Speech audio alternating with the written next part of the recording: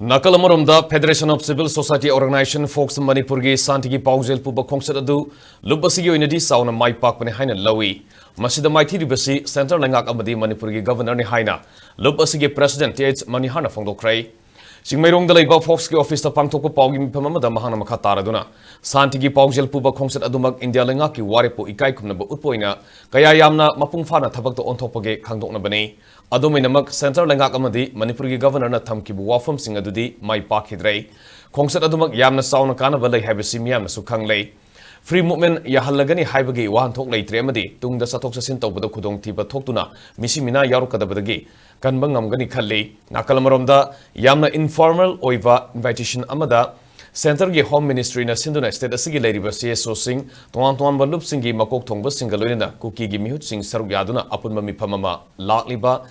Marsi Tang Taramatoida Pangtona Ba Torangli Basi Focs Unity Saruyaroi Haiki Governor Amadi Center na Tungkoina Sanabayaba Maruiba Resolution Ama Launaba Kaurakpami from the Saruyagani Madunatana Ngahang Haki Oiba Philip Laurapagi Wafam the D Saruyaroi Haiki Lebak Miamgi, Nausing na Kuitungan ba, social media, the country among the country, people ever comment Miam do,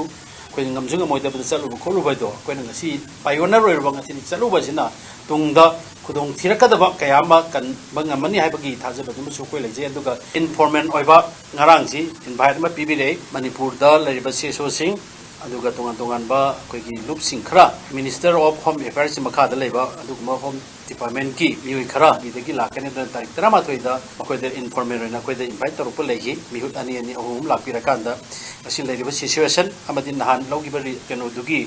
resolution dugi review tawraganda koi karamba mawong de henna develop tawba yagadagi aibagi khana nabagi wafam